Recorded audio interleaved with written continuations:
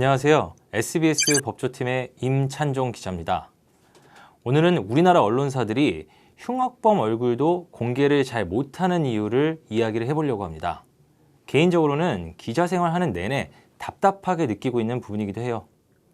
자, 얼마 전에 송파구 신변보호자 가족 피살 사건 피의자인 25살 남성 이석준의 신상이 공개됐습니다.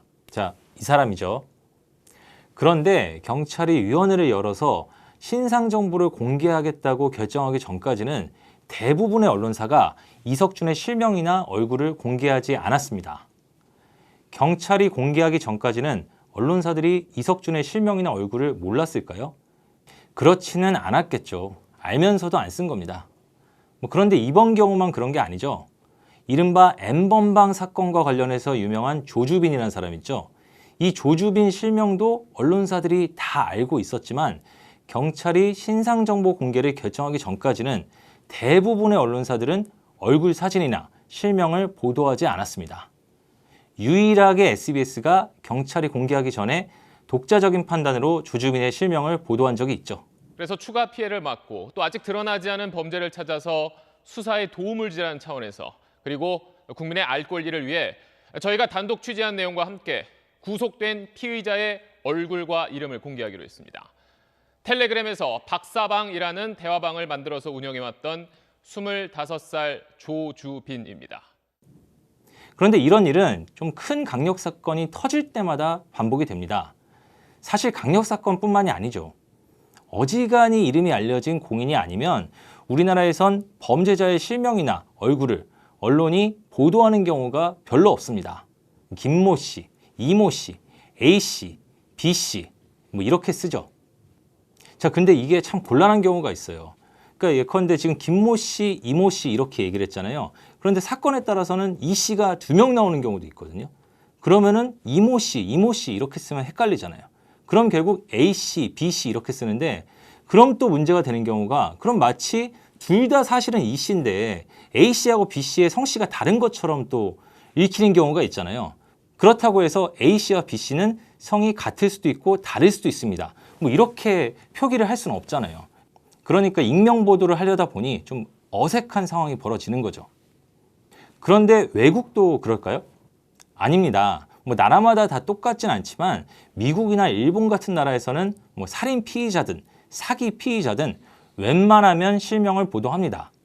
가끔 우리나라 뉴스에서 해외에서 벌어진 범죄 사건 보도할 때 피의자들 이름이 그대로 나오잖아요. 그 나라에서 언론이 실명을 보도하니까 가능한 거죠. 생각을 해보십시오. 우리나라 기자가 그 나라 언론이 보도를 안 하는데 혼자 거기 현장에 가가지고 그 나라 언론사들도 모르는 범죄자 실명 취재해서 보도하는 건 아닐 거 아니에요. 자, 그럼 우리나라 언론사들은 왜 신상정보 보도, 실명 보도를 안 하는 걸까요? 그런데 한 가지 더 놀라운 사실이 있습니다. 우리나라도 1990년대 중반 정도까지는 범죄 피의자의 얼굴이나 실명을 그대로 보도했었다는 겁니다. 1980년대에 조폭끼리 싸우다 벌어진 살인사건, 아주 유명한 사건인 서진 룸살롱 사건을 보도한 기사를 보세요. 1986년 8월 20일자 경향신문을 찾아보세요. 한자가 좀 있긴 한데요. 2년 전부터 폭력살인훈련이라는 제목의 기사가 있습니다. 이 기사 보면은 서진 룸살롱 사건 가해자와 피해자들 실명이 한자까지 다 나와 있습니다. 다른 사건 기사들 찾아보면 주소가 나와 있는 기사도 있어요. 예전에는 범죄를 보도할 때 우리나라 언론사도 실명 보도를 원칙으로 했던 겁니다. 그런데 언제부터 우리나라 언론사들은 김모 씨, 이모 씨 이렇게 하면서 익명 보도를 원칙으로 하게 된 걸까요? 언론사들이 어느 날 다 한자리에 모여서 자, 이제부터 우리는 실명은 쓰지 말자 이렇게 도원 결의를 한 건 아니니까 정확한 시점을 잡기는 좀 어렵습니다. 하지만 언론학자들 그리고 오래된 기자들한테 물어보면 1998년에 선고된 대법원 판결이 계기가 됐다고 말을 합니다.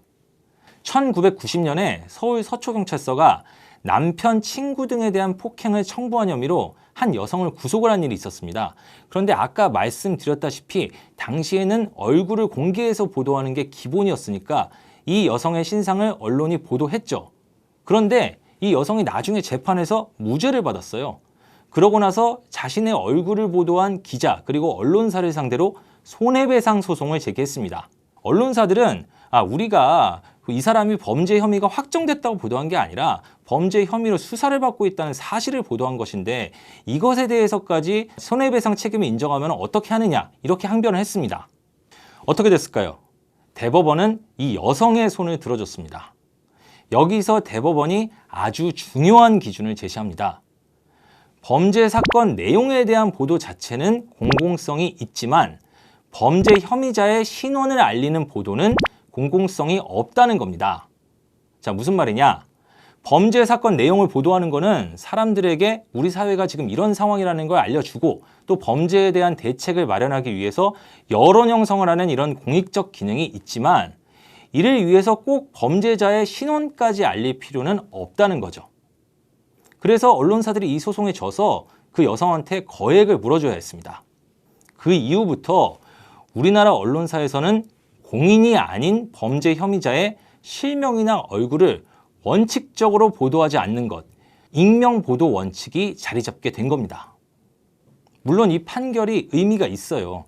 범죄 피의자라고 일단 보도가 되면 나중에 무죄를 받는다고 해도 무죄받은 사실은 상대적으로 덜 알려지는 경우가 많으니까 피해를 받는 경우가 꽤 있죠. 그러니까 이 판결이 무조건 이상하다 이렇게 말을 하기는 어렵습니다. 그런데 문제는 이런 원칙 때문에 우리나라 언론사들이 실명을 보도해도 되거나 실명 보도를 하는 것이 오히려 공익에 부합하는 경우에도 안전하게 익명 보도를 선택하는 경우가 적지 않다는 겁니다. 처음에 예를 든 살인사건들 경우를 보세요. 경찰이 실명을 공개하고 나서는 언론사들이 다 따라서 실명 보도를 하잖아요. 이런 경우는 어떻게 보면 경찰이 공개하기 전에 언론사 스스로 실명 공개에 따른 공익이 있다고 판단했다면 공개하는 게 맞는 거죠. 거대 기업이나 권력자를 비판하는 보도의 경우에도 보통 이런 사람들은 공인으로 분류되는 경우가 많은데도 또 공인의 기준이라는 게 딱 명확하지가 않거든요. 부담스러우니까 일단 안전하게 익명 보도를 선택하는 경우도 꽤 있습니다. 이런 경우에는 오히려 실명 보도가 꼭 필요한데 말이에요. 개인적으로는 우리나라 법원이 앞으로 새로운 판례를 좀 내서 실명 보도의 범위를 좀 더 넓혀줬으면 하는 생각이 있습니다.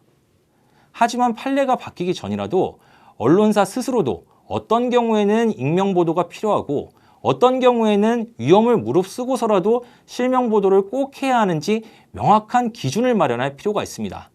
그렇지 않으면 결국에는 좀 만만한 사람은 실명 보도를 하고 또 보도를 했다가 좀 힘들어질 것 같으면 안전하게 무조건 익명 보도하고 이런 경우가 왕왕 벌어질 테니까요. 그러니까 무엇보다 다 알면서도 리스크가 있으니까 익명 보도로 도망치는 태도, 국가기관이 허락하기 전까지는 관성적으로 익명으로 보도하는 경향을 바로잡을 필요가 있습니다. 물론 저도 기사 쓸 때 이런 기준을 다 지킬 수 있을지는 모르겠습니다. 그래도 앞으로는 더욱 노력하겠습니다. 그럼 다음 기회에 또 뵙겠습니다.